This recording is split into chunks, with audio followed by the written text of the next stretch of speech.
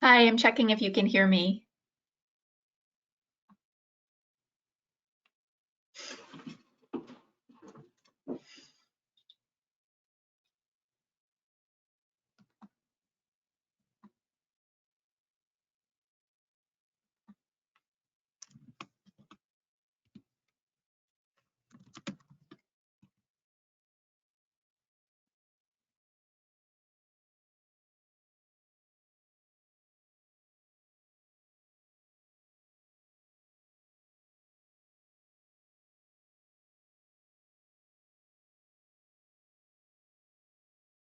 Hi, Holly. Can you hear me?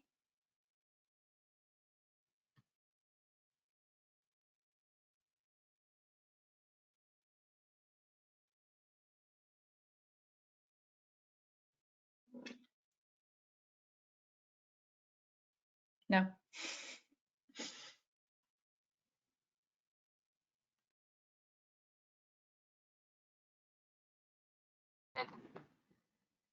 I can hear you.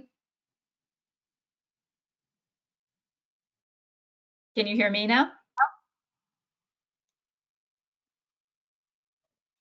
I will leave and try coming back.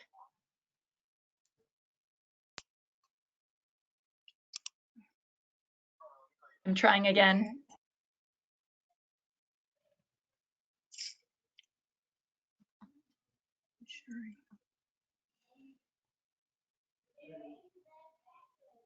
Microphone. My microphone's picking up.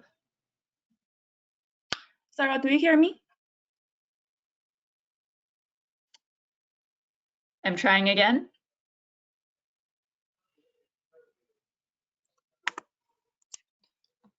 Did that work? Nope. Okay. Okay, we have sound. Wait, can you hear me? Yeah, now I can. Ah, Good there we go. troubleshooting. I'm gonna go grab my sweater. That's great. Good troubleshooting, team. Thank you. Always takes an extra. Mm-hmm.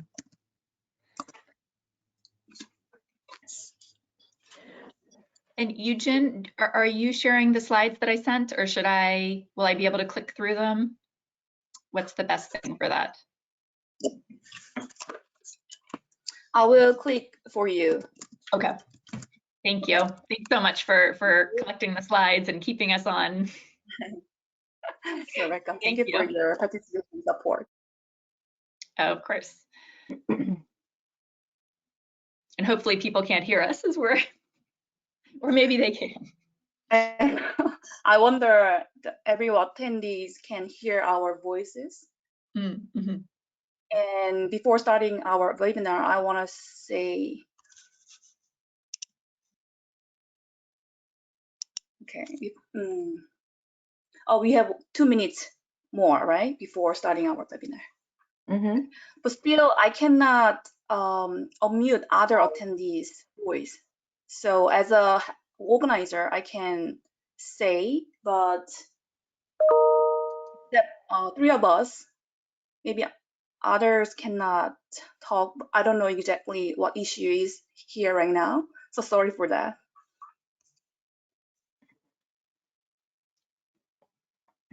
Well, it looks like everything is working now. That's good.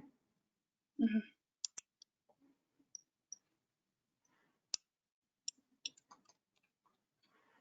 I love your questions, Holly. I was thinking like, I don't know what to say. I don't know what to ask. And then, you just sit down and you're just like, okay, I just need to do it. And so then they came pretty easily, but it helped. I reviewed your slides and Cool.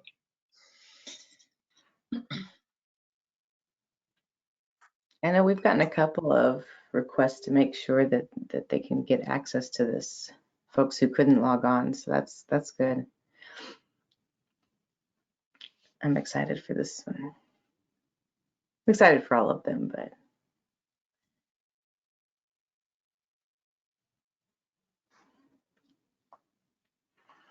so we have about 1 minute. Mm-hmm.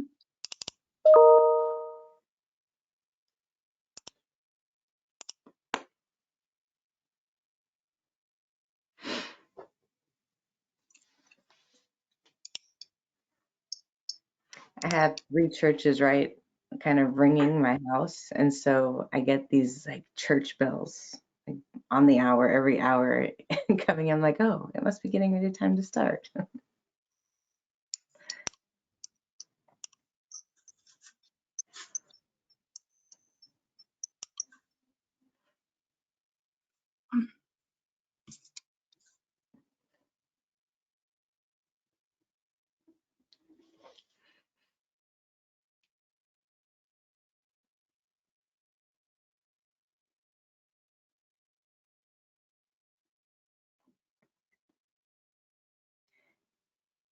Okay, so we are right at 1 o'clock, and I'm sure some folks are still trying to log in, but I wanted to go ahead and get us started so we can do some introductions.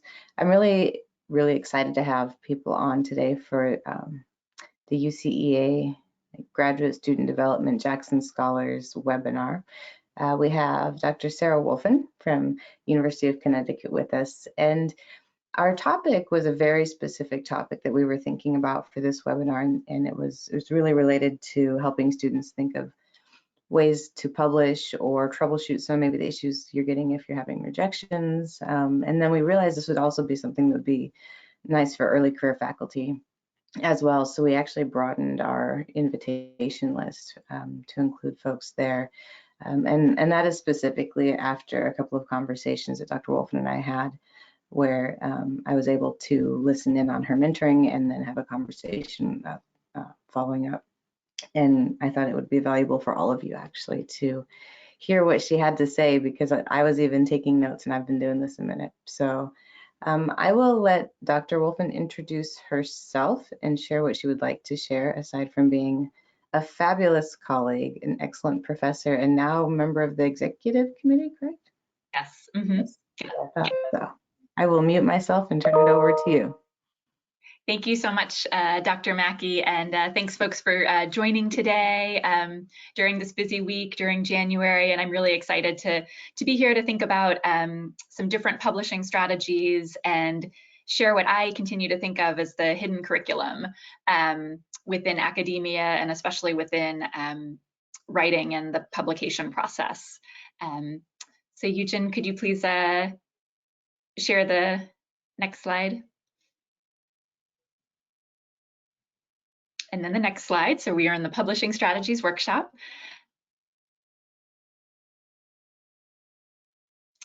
So to briefly introduce myself, I'm an associate professor of educational leadership at the University of Connecticut.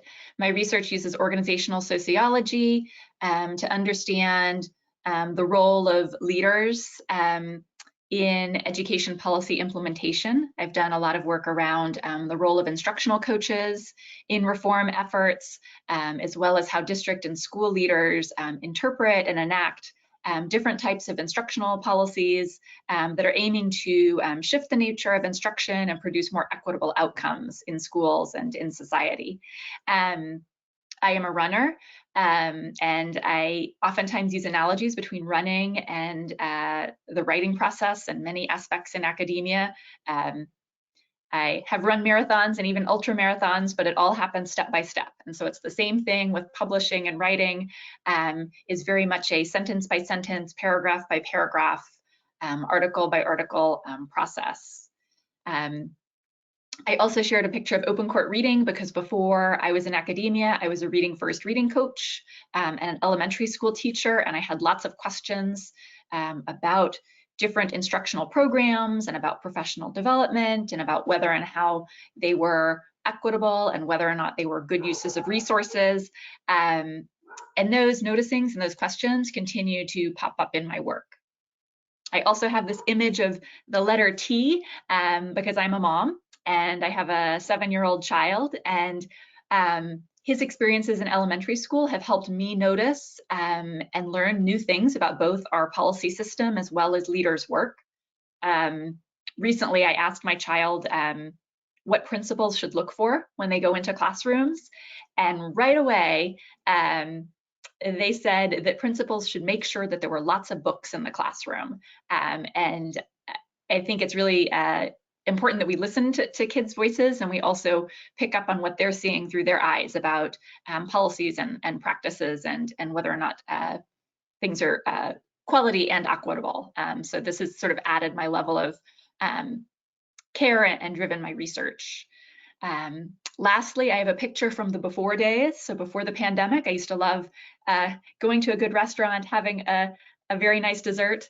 And the slice of cake is also kind of one of my rules, is that we, we celebrate after each stage in sort of in academia and in the publishing process. And so cake or cupcakes or a baking project are all well earned as you navigate these different steps in publishing. So onwards to a bit of content. That was a bit about me, but a bit more content for the next slide. So today I'm going to talk a little bit about some things to think through before writing, during the journal article submission process, as well as post-submission. And some of these things are insights from my own sort of writing process. Some of the insights are from kind of mentoring and teaching others who are going through the writing process. Even others are noticings as I have served as a reviewer on multiple journals. And finally, multiple noticings are from sort of my editorial roles. So I've served as an associate editor for EAQ several years ago for several years, and I'm currently a co-editor of Educational Researcher. And so in these editorial roles, we see a variety of manuscripts about a variety of content areas and topics, and I've been able to kind of analyze and synthesize kind of across these pieces, what are some things that sort of distinguish articles that make them high quality, that make them appropriate for particular audiences and venues. So I'm really excited to share some of that, to make some of that transparent today. So firstly, a few considerations for before writing or before you're in the weeds of submitting a piece. A first step is to think carefully about the audience and the specific journal that you wish to target. Is this a piece that centers leadership? If so, perhaps EAQ or perhaps Journal of School Leadership is an appropriate venue. Or is the piece actually centering policy and policy phenomena, such as implementation or policy design? And then you may target a slightly different journal. And so by targeting the journal, it helps you choose what's going to be sort of your kernel argument. Are you putting the leader and the leader's work at the center? Or are you actually centering kind of the policy implementation process? And then sort of mentioning kind of how and why the principal was involved in that implementation process. It's also important to decide, is this going to be a theoretical piece where you advance a new framework, and certain journals are more or less open to those sorts of conceptual pieces? Or is it an empirical piece where you are already kind of applying an existing framework and discussing sort of the data that you have on this issue or on this framework? I also encourage you to really carefully review what are the journal's objectives and take time. I'm not sure if this is, I'm not sure if through the webinar I cannot click on the live links, but for instance, each journal typically has kind of on their submission sites, they explain, they'll have several paragraphs explaining these are our journal's key objectives. We wish to contribute to these domains of education research. We wish to advance discourse on this and this in education, and trying to think carefully about how you sort of weave that into your piece. Now, obviously, I'm not suggesting you sort of copy and paste their mission statement into your piece, but to really sort of use that as sort of as a kernel or as a spark as you develop your argument, especially as you write the introduction, portions of the abstract, and perhaps in the discussion and conclusion. Because I think some of the points from those journal sites can be really, really strong kind of pithy kernels of sort of where you want to go. Where are you contributing this piece to? And so you can kind of talk back to what the journal is explaining as their core aims. Also check what are the different modalities that they're open to. So again, are they open to policy briefs? So for instance, both EPA and Educational Researcher have this briefs format, which is a much shorter version of an article to share one really narrow slice of your data or of a framework to present to certain audiences. And that's a different type of modality than a full-length, 35-page empirical article for different sorts of journals. Within that, think carefully about what are the specifications. So while these journals, there's oftentimes a bit of wiggle room on words and page limits, though not, I wouldn't go overboard on that. It is important to sort of keep to some of the specifications, and some of that includes headers, some of that is formatting. And again, it's something to keep in mind before, during, and right before submitting. So a key technique that I want to share, and that is near and dear to sort of part of my process and as I mentor others, is to find mentor articles from the journal that you're targeting. So for instance, if you are targeting American Journal of Education for a certain piece, pull a couple articles recently published in that journal that are addressing either similar frameworks or similar topics or using a similar methodology as what you're planning to do. And from that, you can see how these successful pieces within that specific journal sort of approached the setup of the paper, the organization of the article, and such. Also within that, it can give a really nice hint about sort of how and whether the journal is open to sort of different genres, different methods, etc. And again, clearly you are not looking for a paper that's doing exactly what you're doing, but you're trying to find some of the parallel or analogous pieces. So if you're studying something about principal's role in when there's a new science curriculum, maybe you find a different piece that's looking at principal's role when a district is adopting a new math program. And so you can see sort of, okay, this is some of the literature, this is a little bit how they situated the issue, etc. And perhaps more importantly, the model articles really help you see what sort of the organization and structure that journal tends to aim for. The final piece before writing is to be careful about what's one article versus two. So oftentimes, and Dr. Mackey and I have had conversations with this, it's easy to accidentally pack 3 articles into one. But there are tons of benefits to sort of kerneling down and sort of almost starting with a smaller article and then figuring out how and what you need to add. And in addition, by dividing your dissertation or by dividing a large project into a couple papers, you can really think about how to twist or flip particular results for different audiences. So going back to what I started with at the very beginning, you may decide that a portion of your dissertation really is about leadership, and you want to tell something really important about leadership that will advance the field of leadership. You could then subdivide and have a separate paper that's telling us a little bit about leaders' work in policy, and that's actually sort of a policy-specific article that's contributing to the field of ed policy. And by separating it in that way, it helps you kind of create 2 stronger, clear narratives on either leadership and policy. And that's in contrast to sort of having one massive paper that's telling us everything under the sun about these, yes, interconnected things. But at a certain time, it becomes overload for all involved to deal with it in this interconnected way. So the next slide, please. So we've sort of transitioned from before to during writing. We're now in the writing process. We're using those model articles. As you're writing, I recommend kind of going back to the model articles and really sort of revising and editing within each section. So within the methods section, within the introduction, within the findings, and going back and forth to those model articles to see, how long was the methods section? Oh, wow. My model article actually had 3 paragraphs on data analysis. Right now, I only have 1 paragraph on data analysis.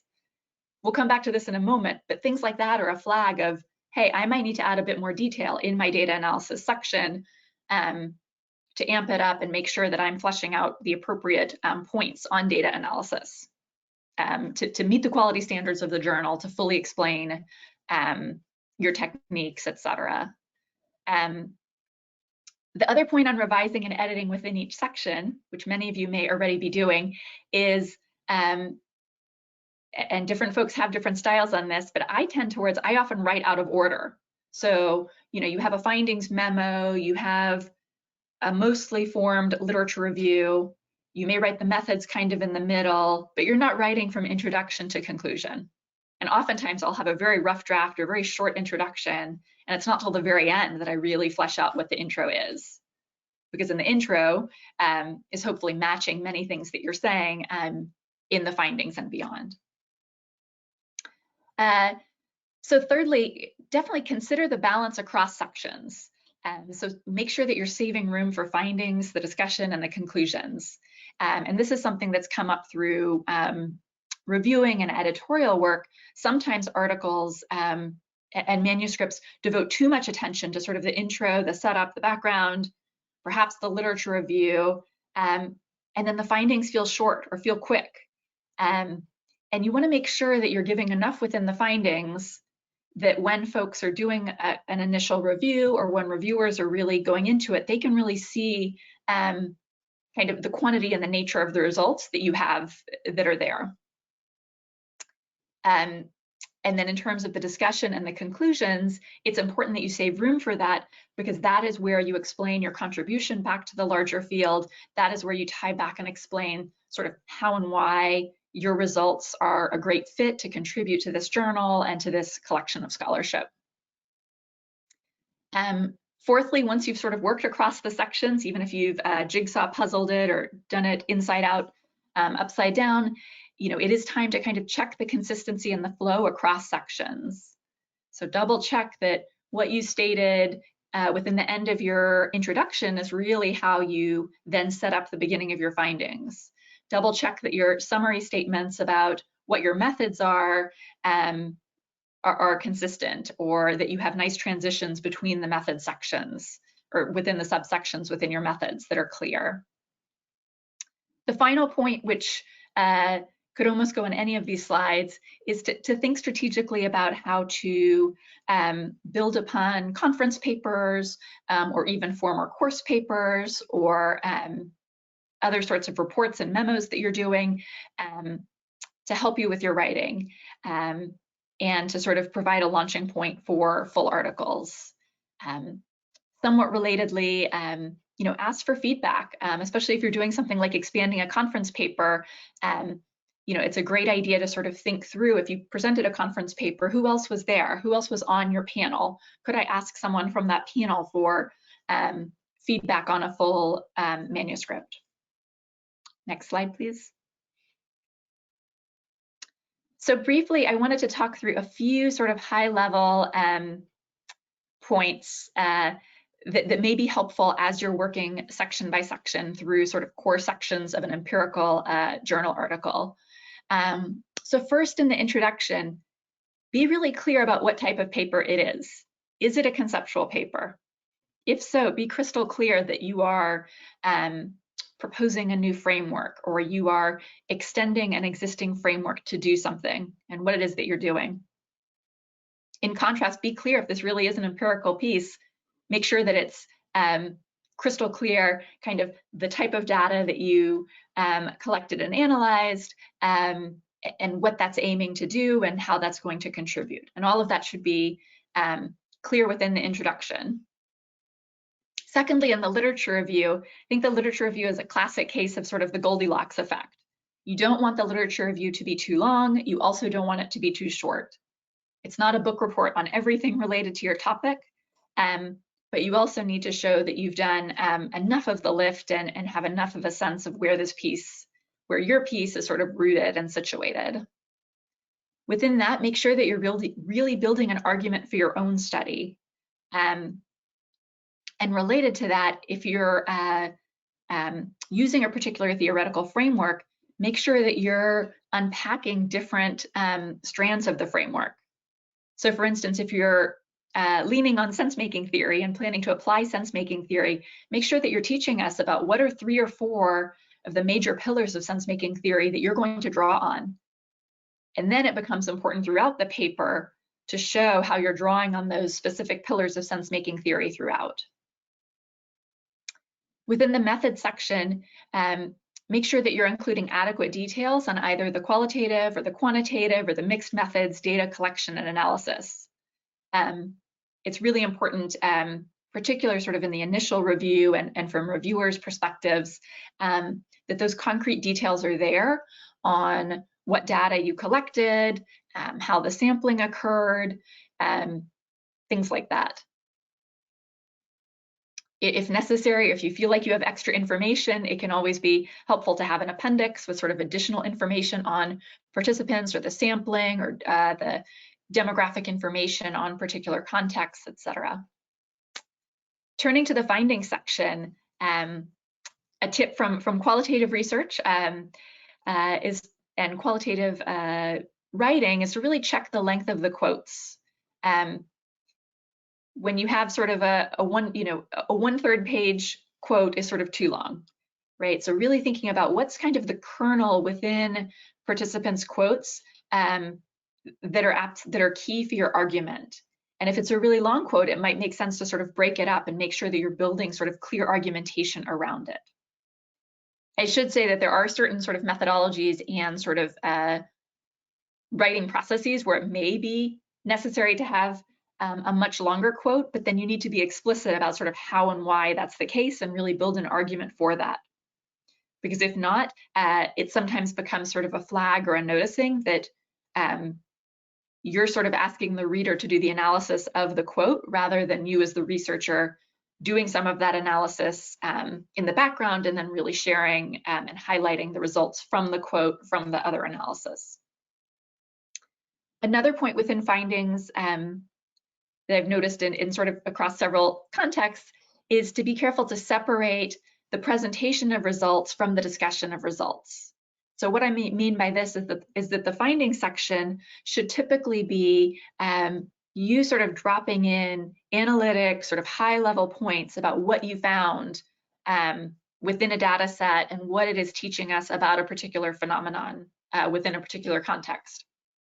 That is different than discussing how those results contribute to the field or how those results confirm or disconfirm existing literature or existing frameworks. So in the findings, you really want to teach out and you really want to say, this is what we found in our data. It looked and sounded like this. This is the impact of this on this. The so what of that should all happen within the discussion section. Or the comparison of, well, our survey results yielded this, previous survey results indicated something totally different. So that sort of argumentation really should go within the discussion section. So finally, kind of really jumping to the implications, which depending on journal, and especially for policy audiences, becomes really important to sort of push that the relevance and applicability of results. Be concrete about the relevance for practitioners. I really push students and mentors and myself as well to really think about who exactly should be doing what differently as a result of the findings. Should superintendents be doing something differently? Do we want state policymakers to think about issues in a different way? Do we want parent advocacy groups to operate in a different way? So really choosing the who that relates to your study that you want to put forth that that implication for. So as a result of my findings on this and this about principal's role in detracking, it is vital that principal preparation programs address this, this, and this. As a result of my findings on the nature of special education teachers' professional learning opportunities, it is crucial that district leaders design PD that looks like this, this, and this.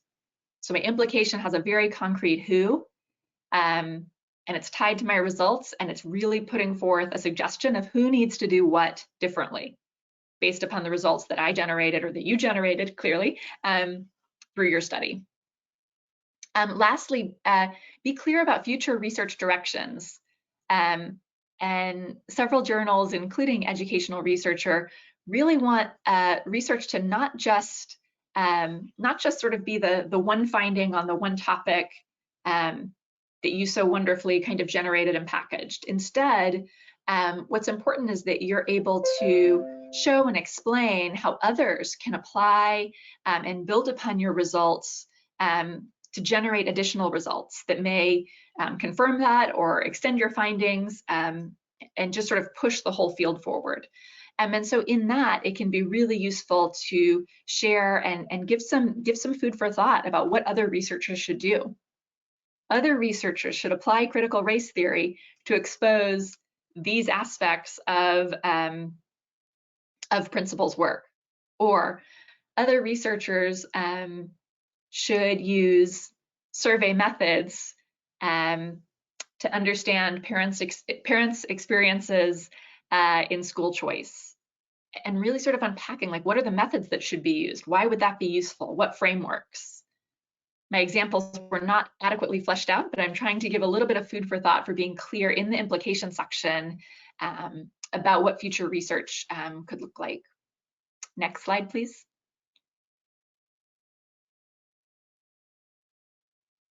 So I think this is my final slide. So after submit, so you've done this beautiful work, you've done editing and really thought through kind of where this piece should go and how the pieces of the manuscript fit together, and you've hit submit, and sometimes rejection still happens. And I kind of want to start with the point that all pieces have a home. I also want to start with the piece that, yes, rejection happens to everyone at all points. And rejection cake is also a thing in my house, so maybe you can take that on as well.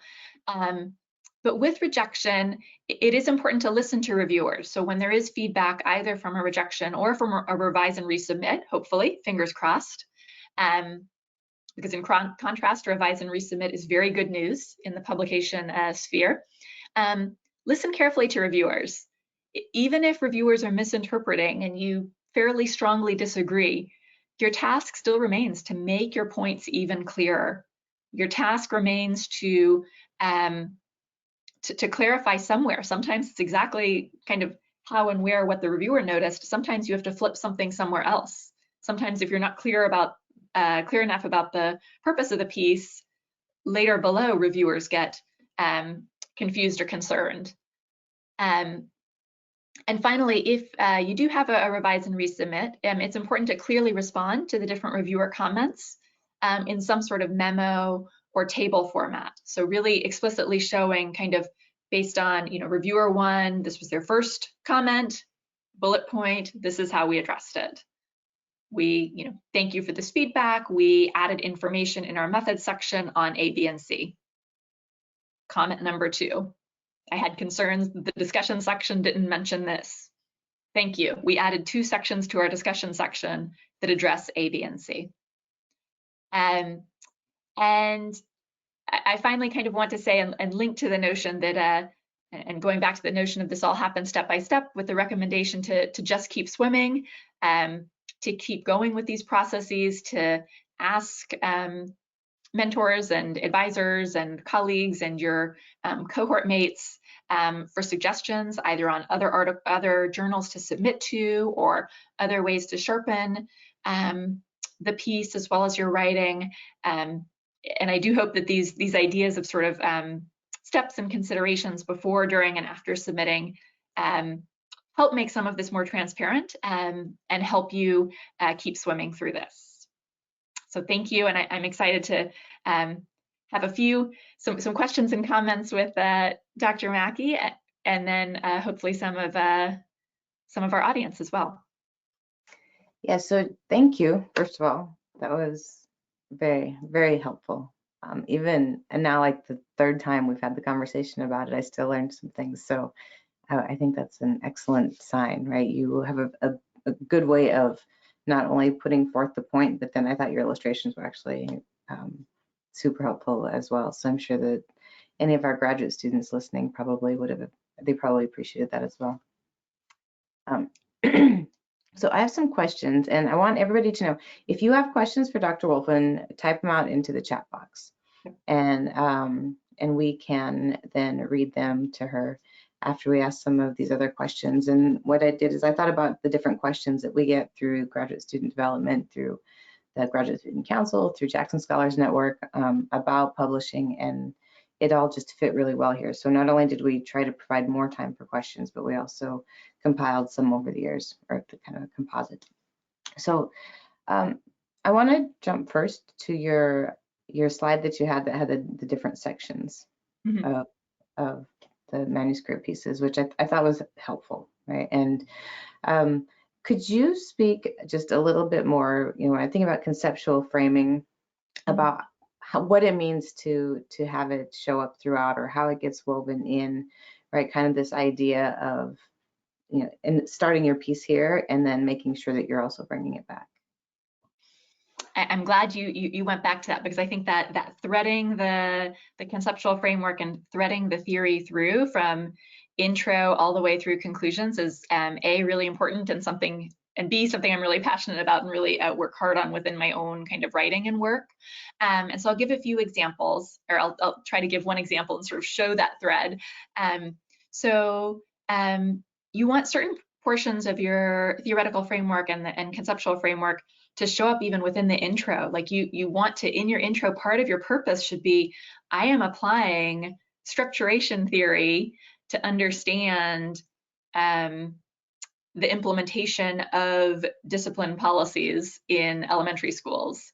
And so you want to kind of say, in your part of your introduction is like, the purpose of this paper is to apply structuration theory to understand how discipline policy is implemented in elementary schools. And so that like, it's baked into the intro already. And then obviously you have a literature review, which might be about this topic or phenomenon. You're probably reviewing kind of generic literature, not generic, but broad literature on discipline policy. But then you're putting us into this, the theoretical framework. And that's where you're teaching out, here are these like 3, 4, 5 things you really need to know about structuration theory, and that I'm going to use throughout this piece, and making sure that you're tying it to kind of the phenomenon and the context. So giving some examples, like, other scholars have used structuration theory to understand this. In this paper, I'm using structuration theory, again, to look at the implementation of discipline policies. It should come up again in the methods. So if it's a qualitative study on this, you should say within the data collection, to understand the structuration of discipline policies in elementary schools, I collected data on A, B, and C. This helped me notice something about structure, something about agency, something about structuration. So again, it's showing up, you're explicitly kind of linking back to the theory and to even concepts that are subcomponents of the theory within the methods. Clearly within the findings, or maybe not clearly, but it's really helpful to have within, hopefully clearly, how about that? You're going to, it's really nice to have sort of finding sections that map on to components of the theory, or again, sometimes subsections will start with, I'm going to give you a quick reminder, structuration theory is often really concerned with this, this, and this. Hey, in my data set, I found that, yeah, this, and this really mattered, and this really percolated in this setting. In the discussion section, you're going to want to make sure that that theory comes up again, and that, again, you're explicit that this was exactly how the piece then contributed to the theory. So kind of the discussion section is a great place to say, previously scholars using structuration theory have paid attention to this or have found this. In contrast, we actually found this, this, and this about these structuration processes. This actually pushes structuration theory. This helps us notice new things about the theory, or this raises questions about applications of the theory. And then finally, kind of again in the implications, that is also a place to sort of explain that an implication of this is that we have this new understanding of the theory itself. I think I know that was probably maybe too much detail in each section, but I think a key portion within that is that you as the author are, not you, Dr. Mackey, but we as the authors we're doing that lift. We're being crystal clear about, like, I'm still talking about the theory here. So I think something that I've noticed is that sometimes it's like implicit. It's like, be more explicit, like wave the flag and say, like, in line with structuration theory, I analyzed my data using a 4-step process. step 1 was this, step 2 was this, step 3 was this, and at the end saying, these 4 steps helped me collect and analyze data tied to structuration theory. Like, you're really, make sure you're holding the reader's hand, because readers and reviewers are sometimes doing this late on a Sunday night, or are very tired from all things pandemic, and so, or whatever else. And so it's you as the writer, it's so natural to you, because you've been in that data, you've been in that theoretical framework. But I try really kind of reminding myself and encouraging others to like wave the flag, be as clear as you can be in that topic sentence about like, I am using this theory in this section, and this section, just say it again. So that's my spiel on saying it again, and keeping that thread in each place. So you're not just mentioning the theory in that theory, 3 paragraphs on the theory at the end of the lit review. Yeah, I often think about that in terms of like growth.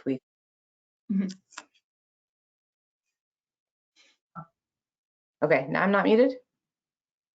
You're good. Yes, we can hear. Okay, it started talking to me. So I like the idea of making sure that it is explicit, because as we get better at something, right, we tend to gloss over. And I know when I was first starting out, I thought if I could say less about it, right, it would demonstrate that my knowledge was there. But then I would get reviewers having it come back and say, we know you're thinking about it, please be more explicit. So I think that's a really helpful tip there. I think they all are, but in particular, right, it doesn't matter how long you go, right? We always start to drop things off, or you get embedded, or you think people should just know. And so I always write as if nobody has any idea and has never had a conversation with me, because it's easier to remove things than it is to put things back in after it's been rejected. So from that, I want to bounce over to literature reviews, because this is another area that people really just have a difficult time thinking through, particularly if they're doing dissertation work where they have so much space, right? So I've heard you talk about literature review and using literature like in this idea of pillars. So could you discuss this a bit for the audience, and I think help make that a little bit clearer to them as well, how that would look?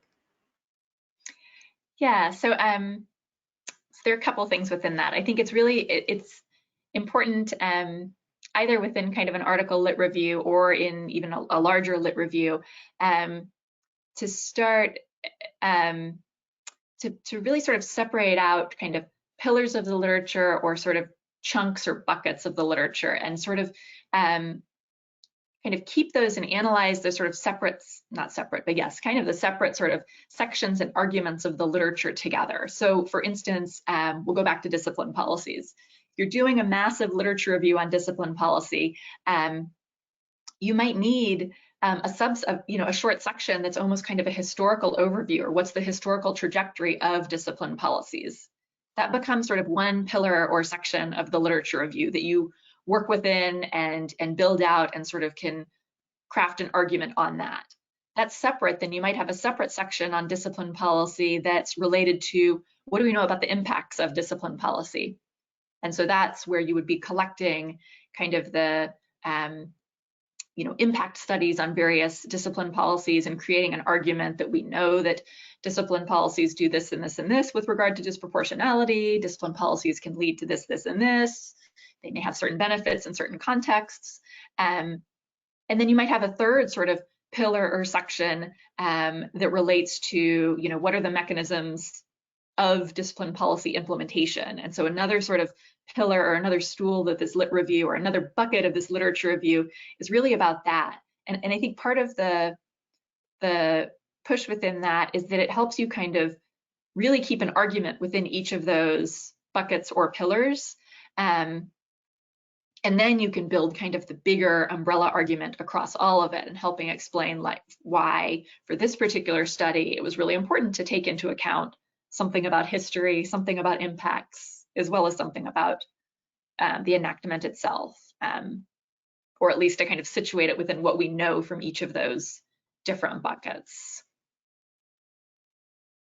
Thank you. So I have a few more questions, but I'm going to pause here. And Eugen has some questions from the audience for you. Dr. Finn, thank you so much for today's great presentation. Hello everyone, I'm Eugene Oh, MSU graduate student who is managing today's webinar. So I have received some questions about this presentation. The first question is, when is a good time to pursue publishing as a PhD student? Advisors push differently on this. So before going to job market, when is a good time to submit the first manuscript? And how do I know that my paper is ready to submit? Would you share your first publication experience as a graduate student? Great question. I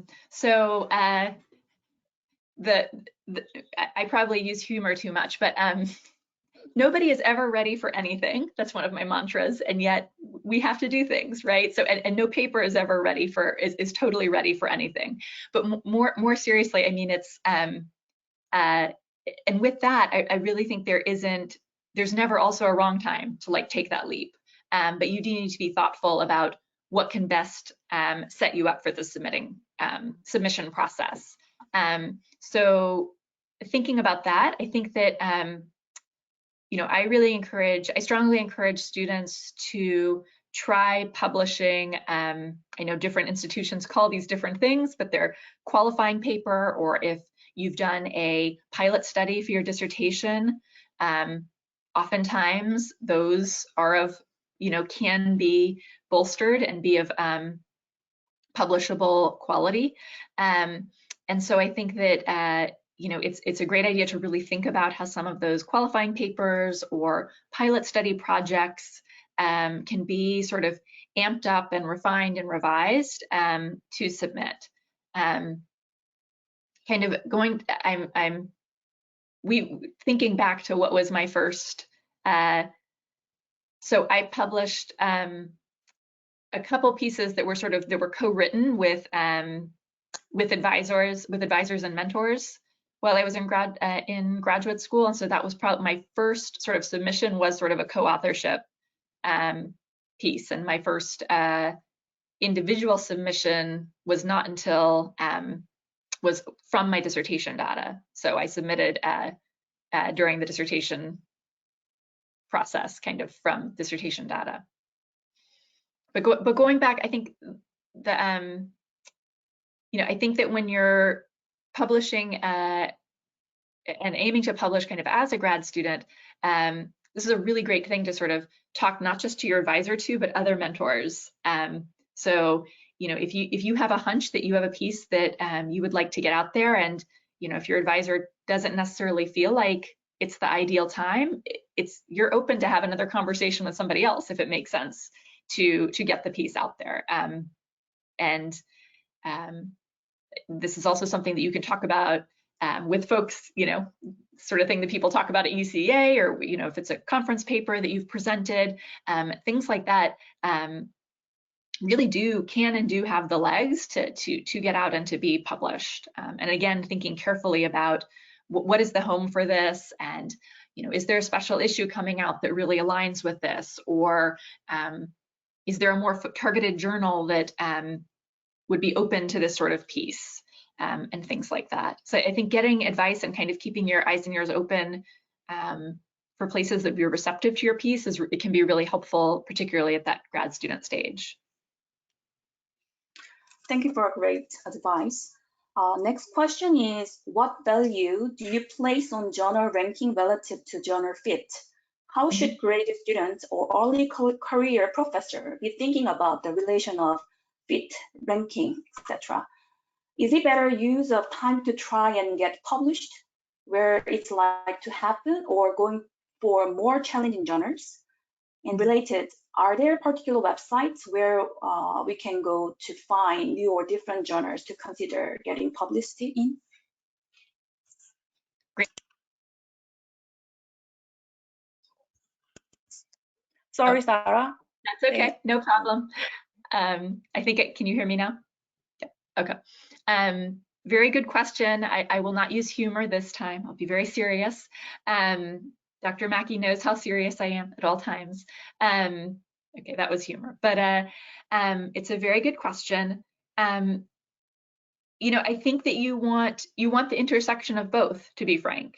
And this is also where subdividing your work makes a difference. So the challenge and or the opportunity is your dissertation is going to be much more than one piece.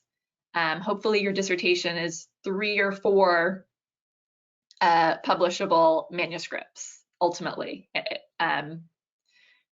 Maybe 2, maybe 5, right? But I would say that 3 or 4 is kind of the home base within that. And so, and some of that could be conceptual, right? So you might have one piece, you might do a systematic review as part of your dissertation or linked to your dissertation. You might have a short policy brief that's related to your dissertation. You might then have 2 large empirical pieces grounded in your dissertation data. That's already 4 publications from your dissertation study, because again, you're this expert on discipline policy. You're going to have something to say conceptually, you're going to have something to say to policymakers, and then you have this rich data set that you can write at least 2 articles off of. So with that, the part of the calculus becomes, which of these pieces am I really saying I want to shoot for EAQ, I want to shoot for AARJ? Is it the conceptual piece? Is it one of the empirical pieces that rises to that has the weighty data within it? And then you might decide there might be one piece that's, it was interesting and cool data, but there might not be quite as much there, or it might be a bit more niche in a way. And you might say, you know what, I'm going to target a different journal that maybe doesn't necessarily have that impact factor, and yet it's very open to this sort of piece.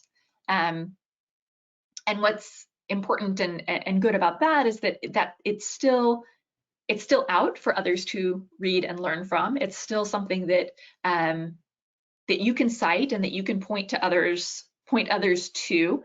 And it can be sort of a kernel for sort of the next project, right? It's a hint that, like, this is one piece on, one angle of this related to the principalship. Somebody else should run with this, or in my next study, I'm going to further examine this. And maybe that next study, you're then targeting to sort of a different journal with a different impact factor, et cetera. I think that's a great question about the list of journals. As far as I don't have one off the top of my head. I think that a lot of it is sort of, it's based on, you start sort of noticing where am I sort of reading pieces and coming across pieces, where am I seeing my colleagues' work kind of published and showing up and such. So it's like, oh wow, so-and-so just published a piece there on district leaders that, next time I'm interested in writing about district leaders, maybe I'll target that. Or, oh wow, this person just, published a really cool conceptual piece over there. Next time I write a conceptual piece, I might look target over there. So to me, it's a bit more kind of through networks and through sort of doing a little bit of analysis of pieces that you're reading and coming across. Holly, do you have anything to build on that, or does that sound? No, I think that's really good advice. And like, I know there's always somebody somewhere that has a spreadsheet with the like journal rankings and everything. That I've seen that circulated a few times. It's just not something that I've ever thought about saving. But there are so many journals, and one of the things that actually, in answering that, what I started thinking about when you were talking was, like, if you're really struggling on thinking about the different types of journals that are out there, then perhaps, right, that's an indication that we should be building more robust literature reviews and getting out there more, right? So one of the things that I remember when I was younger is thinking there was only so many journals and I would get frustrated. And then I realized the more research I did and the more I read, the more different types of journals I was exposed to. And then another thing that I always do is I open every call for proposals, even if it sounds like it's something so far outside of where I'm at, because you don't know, right? And so there's been several journals and different organizations that I've been exposed to just by paying attention and really taking the time, right, to read what is coming, right? So literature didn't begin in one time period and then stop, right? There's a lot of people between then and when you're looking, and so it's also important to read their work. One other follow-up on that that I just thought of is I have I keep like a Google Doc spreadsheet that has sort of lists of projects And I include kind of notes on where the target journals might be. Even when a project is pretty early on, it's kind of in my head, I'm thinking like, oh, so this project, I do want a conceptual piece attached to it. I think I'll actually target like organizational studies, and again, kind of going to Holly's point, even if that journal is not necessarily like top on my radar, basically it's like if I come across a piece and I'm like, wow, I could actually do something there, I'll put it kind of in my little brainstorm spreadsheet just so it stays there, because otherwise maybe it's just me. I would probably forget the journal name and say there was some journal that's really open to conceptual pieces and does cool stuff with work theory. So it's useful to kind of like have a parking lot for it. And so, this is sort of my publishing. It's almost like publishing like air traffic control or something, right? Like these are projects, these are potential destinations. Yeah, and having that in one spot can be helpful. I have a hunch that probably half the grad students have much more like high-tech organizational strategies than that, and I'm behind the times, but. That's okay. I'm with you on that one. Eugene, do we have other questions? Yes. The next question is, I would like to know what would be the ideal distribution for a 7,000 word limit manuscript? So I'm wondering within that if that's the ideal distribution sort of across sections. I think so. Okay, yeah. I'm not I have to confess, I don't have the pages to words really broken up that well. I think I'm trying to do the math quickly. You want your introduction, the introduction shouldn't even be like, the introduction's like a fifth of your paper, if that. You really want the results to be, close to half of kind of the full body of the paper. And then you start thinking of the intro and the methods tend to be a little bit shorter. The literature review and theoretical framework might be a little bit longer, but again, you don't want your lit review to be longer than your findings. You really want time and space for kind of your findings and especially the discussion section. Findings and discussion together should really feel like most of the paper. So I apologize, I don't have an exact, I'm not doing the math very well off the top of my head, but I hope that gives a little bit of a sense of how to split that up. Okay, the next question is, it's about impact factor. So one of the students said, I hear genre impact factor is a thing. Can you explain that a little and its importance? Yeah, so I don't have the precise calculation off the top of my head, but the big picture for impact factor is it is kind of the average number of citations that an average piece within that journal receives in a year, I believe. And so the idea is that a journal in a publication in the premise, which is not actually the exact way it works, is, the premise is that like, if you publish in a journal with a higher impact factor, there's a much higher likelihood that your piece would be cited more.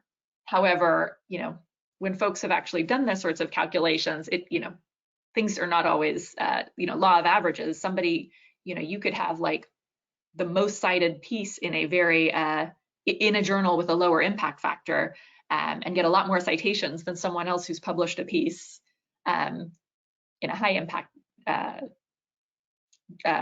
factor journal, if that makes sense. So, I think it's this is the sort of thing that's important to ask your advisor about.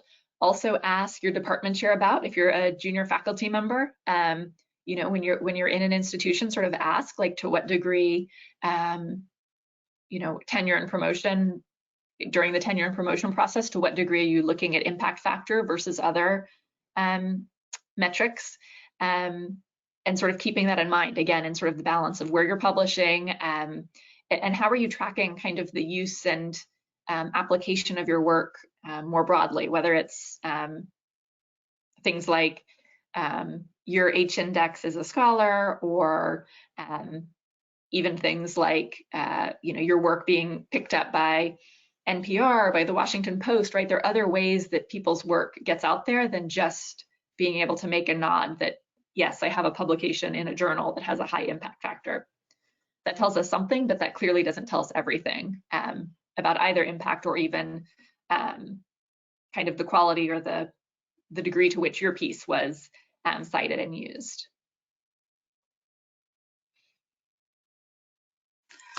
Thank you.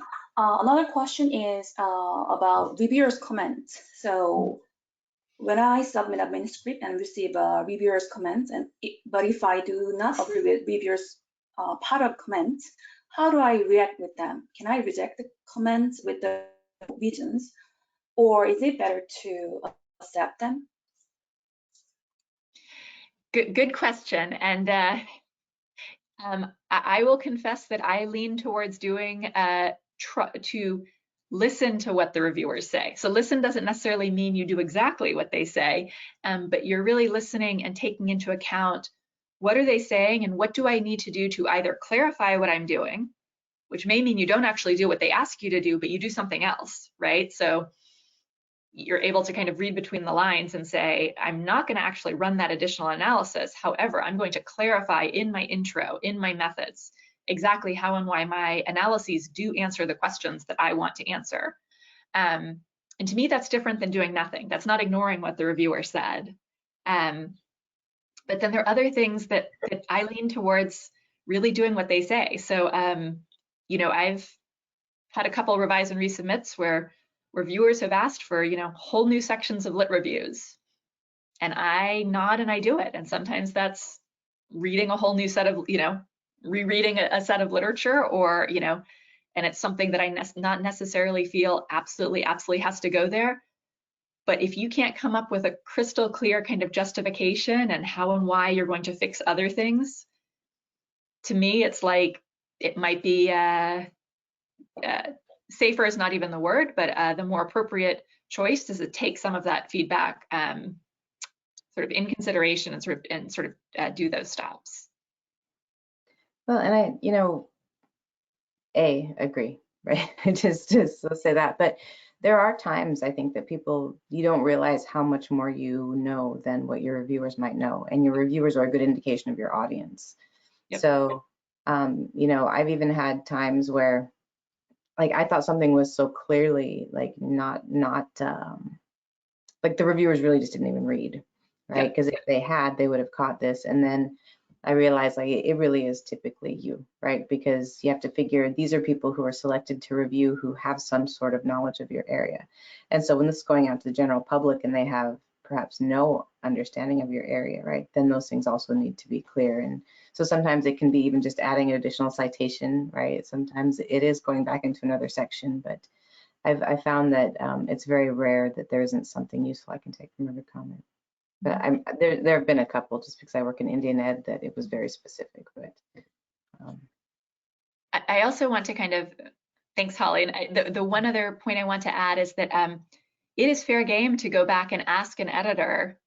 So if you really have something that you're on the fence with, so maybe I wouldn't necessarily do, you know, obviously you're not doing it for like every review, but if, you know, again, if a reviewer is saying, you know, we want you to run this whole other analysis, and you're like, I'm really not, if you are pretty darn sure that's not necessary, that's a good question to sort of email the journal editor and say, reviewer 3 mentioned running this additional analysis.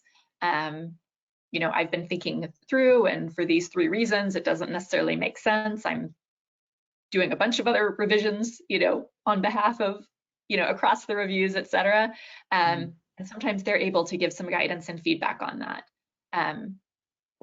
Yeah, so I think to sort of, you know, I hinted at this at the beginning in terms of the hidden curriculum, you can ask editors for kind of peaks and for advice on where to go with reviews. You know, you can also, the other piece, you can always ask them for an extension. So if you're like, man, this is a huge revision and there's other stuff going on, never let the deadline pass, but also don't crunch it just because there's that deadline there. Like, that's what editors and that's what, you know, journals know that, but, you know, give the heads up. Okay, so we have 2 minutes left. Is there? Yes, we have several questions, but the time is almost up. So if it is okay to Sarah, maybe they can get to you with the questions. Well, and we can forward the questions that we have Okay. as well to you, so you have some in advance. But we just want to thank you again for doing this for us. I think this has been really, really helpful for people. And similar to Eugen just saying, saying if you want to email Dr. Wolfen, right, and ask her questions, then certainly you can do that. But in general, if you have any questions about the content or you want some things taken apart, Sarah's always been extremely with our graduate students and very generous of her time. So do email her, and remember it's a pandemic, so give everybody more time to respond. Although you're fast, I have to say, you really you get that. Thank you to our UCEA graduate student group over at Michigan. You guys have done a good job and even got your first experience with major troubleshooting at the beginning. Thank you. Thank you for your patience. You guys are doing so well. And this will be available under the webinars, under the UCEA resources page once the team gets an opportunity to go in and start it, like cut a little bit at the beginning. And so share it widely, use it in your classes if you're faculty and you're on this. We have actually about a year and a half now of webinars, and there's some really good topics that we started posting them specifically so you could use them with mentoring graduate students, with directing graduate students to resources, what have you.